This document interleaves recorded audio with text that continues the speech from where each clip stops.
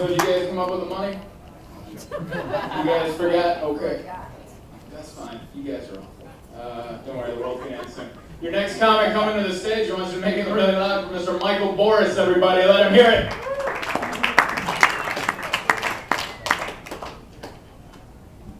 That wasn't very loud at all. I'm high, I don't give a shit, it's cool.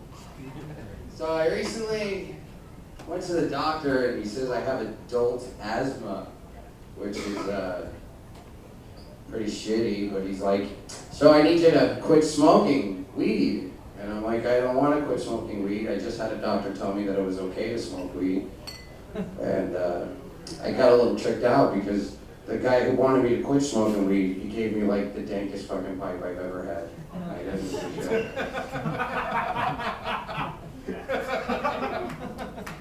That's something for your breathing too.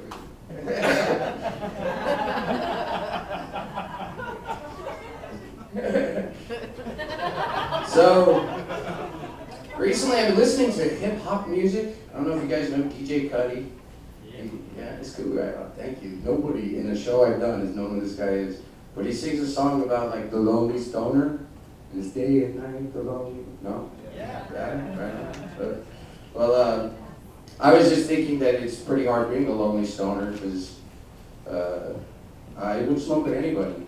Like, there's nobody I wouldn't smoke with. We used to have a guy, I smoked with him, and his fingers smell like balls. But the point is, I still smoke with him.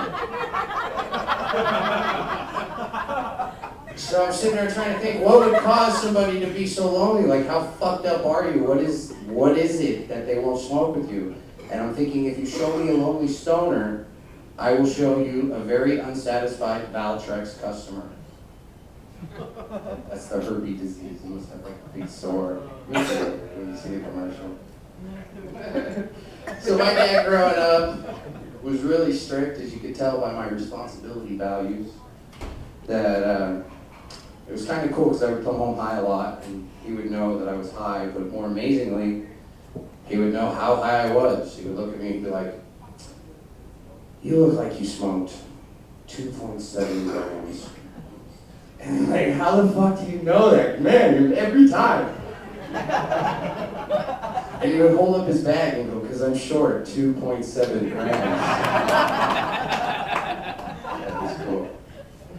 I recently found out I was ghetto when I learned that my court payments and paying them does not raise my credit score in any way, shape, or form. If you thought that it did, don't pay it. What's the worst they can do? It's cake for milk, cake for milk. If you've been to jail, you know what that is. Just you trade at dinner time. So I'm on my first year of marriage. Yes. A lot of happily married people I see here tonight. On my first year of marriage, there are a lot of pluses and a lot of minuses to being married. One of the pluses is basically some of the things that I do if we weren't married would be considered nonviolent rape. Like, at my house is a rule. Like, if you're sleeping, I'll be like, honey, you sleeping? Honey? And if she don't answer, then I get the GPS wiener, and you guys get that if you're married at night. You know, there's a rule at my house that if you fall asleep and your ass is facing me, and I get the tip in, it's fucking consensual. I mean, it's we're fucking doing. Yeah. Oh yeah, some of the weak shit you gotta do because you're married is shit that they make you do. Like, I had to go to the beach. And as you can see, I am built for the cold. Like, I'm fucking covered head to toe in hair. If I spin around really fast, I can feel my back hair tickle my nipples, no bullshit. So, we go to the beach, and it's the off season right now, so I'm like, I'm gonna fucking take my shirt off. You know, like, fuck, I'm saying, here you go. So I take my shirt off, and I hear, ew. And I look over and it's my wife, and I'm like, honey, the last time was the last time you said you were going to do this. I also want to tell you before I go, I had to go horseback riding, and you should not go horseback riding unless your legs have that shape where the horse is supposed to go. But this is the experience. I get on this horse, and there's 4 horses, because there's 4 of us, and they get these big fucking stallions, and I get this little shit horse. It's like this fucking big.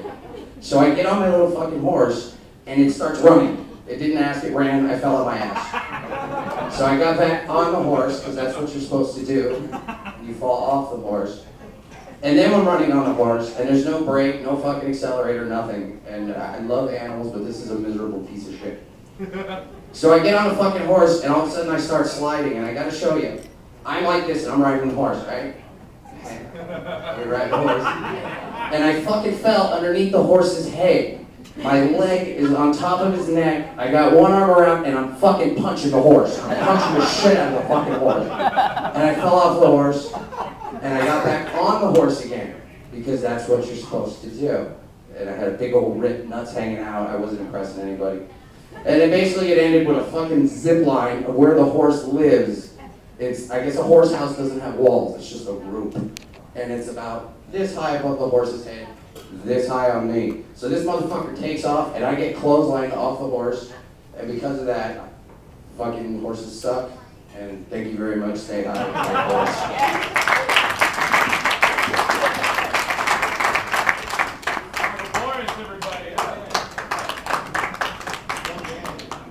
Michael Boris tried to hook me up by, what kind of bar were you trying to get me into? Swingers Club, Green Door. Yeah. Oh, shoot. He's like, hey, I got the hookup at a swingers club in Vegas. I was just like, dude, I already had a shitty week. I don't want to make it worse. Because the swingers, you guys know what a swingers club is, right? You just go in there and fuck everybody. It's just like big fucking... Swingers clubs are like nude beaches. Never the right people are in those places. It's always like the people you never want to fuck or ever want to see naked. Am I wrong, Michael? I've been there. I've been there. If you come with me out here, all the wrong people. If you come with me, you'll just have been there too. You just be like, I've been there, and that's all you say to people. All right, I've I been don't there. want to. Can't sit down anywhere. I don't like going to places where you can't sit down. There's like a free range. Someone just put the dick in my mouth. Like, hey, here we go. This urinal's open. Your next